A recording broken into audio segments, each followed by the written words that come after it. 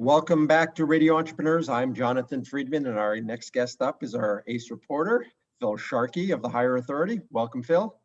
Good morning, Jonathan. Thanks so much for having me today. I look forward to our segment here to go over what we previously talked about. And I'm going to discuss, Jonathan, what goes into a full background check, as many people have these misconceptions of what a background check consists of. So hopefully in our time frame here, I can sort of lock it right in for you and all the listeners. Excellent. Would it make sense to just frame, when people do background checks, as opposed to a full background check, as opposed to what might be considered a less complete background check? Yeah, that's a great question. Thank you for posing that as well. And also the timing of it. And I tell people for the cost involved, don't do the background check on everyone that walks through the door for the job. Wait to send to me until you narrow it down to the 2 or 3 candidates that you think are best for the job. Then use the cost of our services to sort of lock in who you want for that position. It's not just the negativity, which, and again, I do surface 30% turnout fraudulent. Sometimes a background check can be favorable for the last 2 or 3 candidates, and it might just direct the person into the one they really think is best suited for the position. And again, I know through Radio Entrepreneurs, we have different recruiting firms, et cetera. That's not us. We work directly for the client. And I think our goal is, when you do have good people, is to really identify, sometimes the background check can really lock in who's the last person that is left standing is best for the job. And to your point is regarding the position, it's also a valid point. We do different layers of background checks. Sometimes the lower level positions, it may just consist of a criminal check, right up to the top ranked positions, which will be much more in-depth than a full background check, which if I can, could go over quickly. Excellent. I was going to say, let's run through the elements of what a full background check consists of. Sounds great. The first thing is, and everyone gives me this, I am a licensed private investigator. I have done a lot of work, as one would envision, out there in the field. That's not this. Everything's above board. We always have a signed release and authorization. I can't conduct any services without the release and the consent of the individual. I even had a client the other day said he can't get the form to you. He says, okay, it's in the body of this email. Not good enough. For the FCRA and what oversees our industry, we need that release form in-house with the signature, and then I can go. What do? I would imagine that's also sometimes an indicator when people start balking about returning releases. An outstanding point. And again, I'm not into, I like to be rich and a billionaire, but I'm not into just taking my clients' money. I often tell them that, let the person know that a background check is going to be conducted. Many times, Jonathan, you'll get that, as you just stated, let me go get my resume. And you hear the tire screech in the parking lot and they're out of there. Most people with a horrific past, once they know the company has a program in place, they're not going to mess around. So even without spending $1, you save yourself a lot of money. And it's a great point that you pose, where once you have a program in place, you sort of let the people know that no shenanigans are going to be conducted. We're not out to harm everyone. Everyone has a clause, as we say, and something surfaces. It's the people that are really fraudulent, the people that are coming in to scam you and scam your listening audience, and they're professional at it. And once they know you have a program in place, it sort of sends them on their way. And it's pretty amazing. I don't want to just gloss over the statistic that you threw out there at the beginning, which is 30%. It's a pretty staggering number, that roughly 30% of all background checks turn something fraudulent up. It really is. After 30 years in the industry, 25 years owning my own company, it still blows me away. And I like to point out to people, that's 30% of applicants who know you're going to conduct the background check. Not if we randomly just went out in the parking lot at your offices there and grabbed 10 people and 3 came back bad. These are people that look at you and say, John, yeah, okay, let me sign off. Here you go. Here you go. Best of luck. And they know their history. That's the number that really shocks me, and it gets me juiced up to do my job every day, and our staff here to do our job every day. It sort of likens me to that invariably when something horribly goes wrong and news cameras go in and interview the neighbors and they say they were such a nice person. Everybody on the surface is.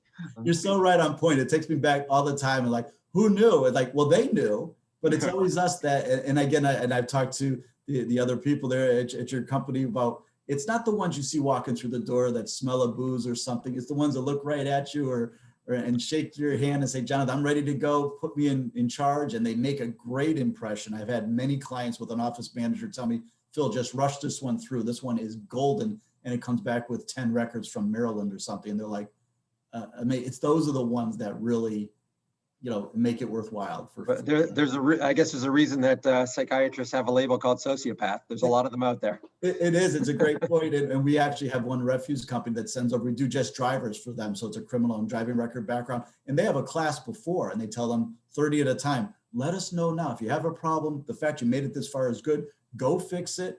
And they always nod and say, it's fine. Go ahead and say it. And every time, Jonathan, they send it, a third come back without a license, suspended for 2 years. And much like we're talking now, I wonder what's going on up there. Do they just think it's going to be okay? It doesn't apply to me, it's somebody else. Right? Yeah, they're going to check everybody. They're going to check every other one, but it blows me away. So excellent. So let's talk about the details of what a full background check is. Yeah, and just quickly, because it could go on to be very involved, but a full background check for me to get a good job for my clients is we start with a social security number trace. In our business, it's called a skip trace. We verify the social's valid. As you can imagine today, great workers, a lot of socials aren't valid, whatever term you want to use. Not a legal alien, but they're undocumented. That's a problem. But the best thing I get is address history. Most times I have a criminal record. It's not where they live, it's where they used to live. And I have a lot of clients tell me, well, I'll just ask them. And as you know, as I can imagine you grinning a little bit, if I have a record in Rhode Island, I'm not going to tell you I've ever been to Rhode Island. So without their help, we get their 7 to 10 year address history outstanding. And that's where stuff surfaces.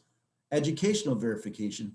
Huge area. I just had one last month. They said they went to Northeastern with 2 words. I get this a lot. It's Northeastern. Probably a good indicator, not to deputize you and make you an investigator, but right away I had inklings that we may have a problem. So a lot of false educational claims. They even send us the degree, because I always work for the applicant as well. And I'm like, hey, if you paid Northeastern, 40, 50, 60 grand a year for 4 or 5 years, I'll become your advocate. I'll get on the phone with the registrar and you, and we'll get this right for you for the future.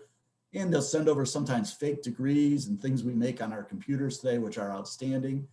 And people will really contest that right to the end. And I always tell them, go just pull that thing off the wall and I'll become your advocate instead of your enemy here, and I'll work for you.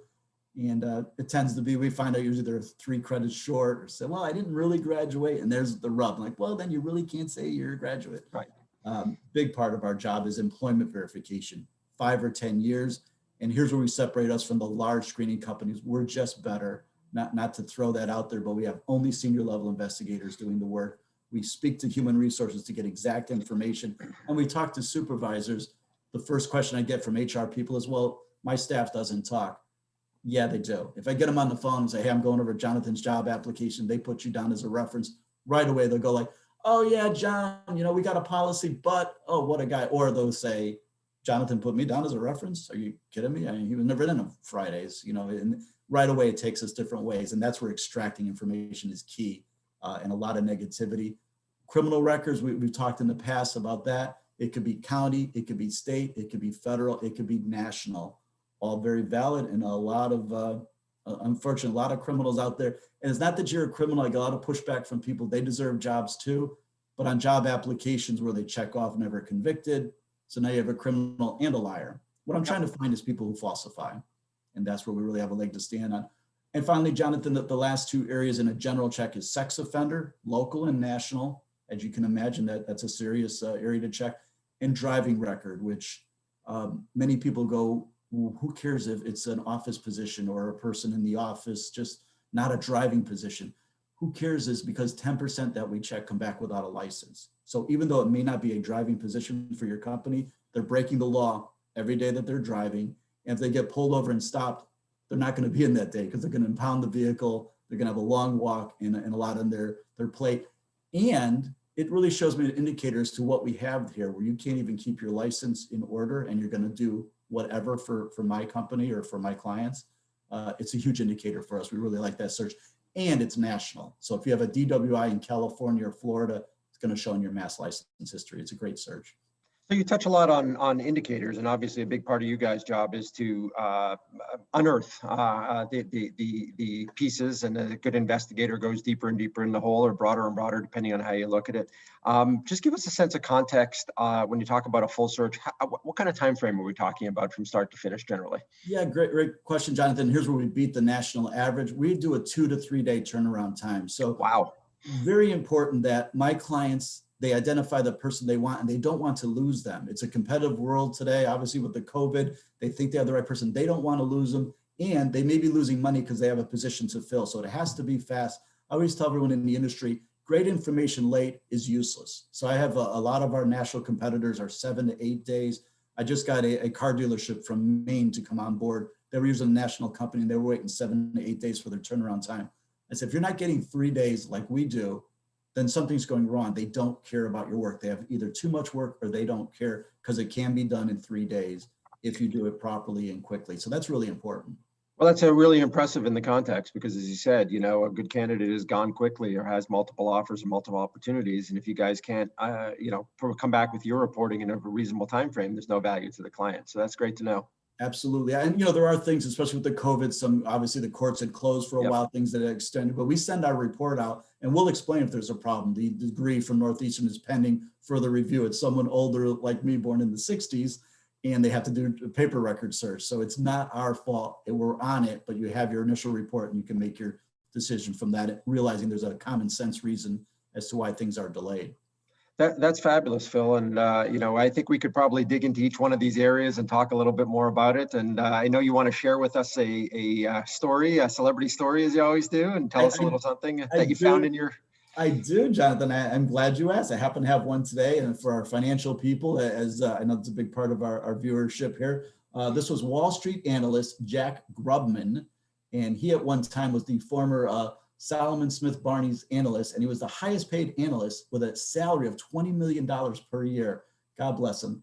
It was uncovered, unfortunately, that he never graduated from MIT as he claimed, but rather only attended Boston University, both great schools. But he had been going around saying he was an MIT graduate since the beginning of time. In an interview regarding it in Business Week, he said that he lied. He flat out admitted, I did lie. He felt insecure regarding his educational history, which again, Jonathan, most people, there's a reason for the lie. But when you're making $20 million a year and what he must have handled, one lie leads to another lie, leads to another lie.